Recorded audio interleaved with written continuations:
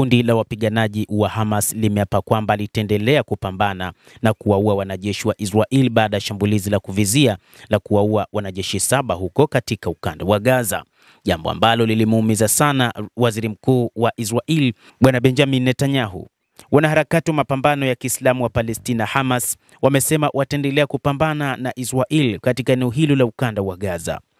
Israel iliuharibu kabisa ukanda wa Gaza kwa kuvunja majengo na miundombinu ambayo ilikuwa ikiwasaidia raia hao, lakini pia ikiwaweka na njaa raia zaidi ya milioni 2 ambao walikuwepo huko katika ukanda wa Gaza na kusababisha vifo vya watu wengi zaidi ya watu 50,000 ambao wameuawa kutokana na mashambulizi yaliyofanywa na jeshi la IDF la nchini Israel. Na hata hivyo kusema kwamba lazima uhakikishe Hamas wanaondoka katika eneo hilo la ukanda wa Gaza. Lakini Hamas wanasema kwanza hawataondoka katika eneo hilo la ukanda wa Gaza, na wanaapa kwamba wataendelea na mapambano na kuwaua wanajeshi ambao wameuzingira ukanda huo baada ya mashambulizi ya kuvizia ambayo yametekelezwa na wapiganaji hao, ambapo waliwaangamiza wanajeshi 7 kusini mwa ukanda huo wa Gaza.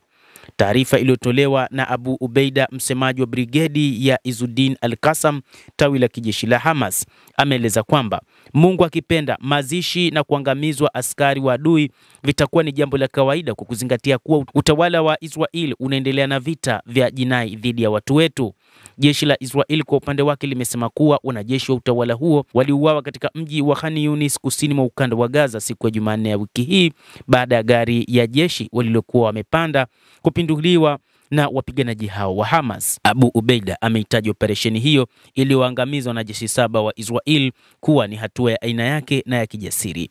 Jeshi la Israel limekiri kuwa hadi sasa wanajeshi wake takribani 879 wameuawa tangu utawala huo uanzishe vita vya mauaji ya kimbari dhidi ya watu wa ukanda wa Gaza mnamo Oktoba mwaka 2023, katika kile ilichokisema kwamba ni katika kupambana kuona ni namna gani wanaweza wakaliangamiza kundi hilo la Hamas ambalo limekuwa na vurugu nyingi katika eneo la ukanda wa Gaza na Mashariki ya Kati kwa ujumla, lakini hasani baada ya kufanya shambulizi la kuua zaidi ya watu 1200 katika eneo la kusini mwa Israel mnamo Oktoba mwaka 2023, jambo ambalo wanasema lazima wahakikishe wanaliangamiza kabisa jeshi hilo la Hamas ambalo limekuwa na vurugu za hapa na pale katika eneo zima la Mashariki ya Kati. Mtazamaji wa The World News, endelea kutufuatilia na nikusihi tu usisahau kulike, usisahau kucomment, kadhalika na kusubscribe channel yetu hii ili upate habari hizi kwa mapana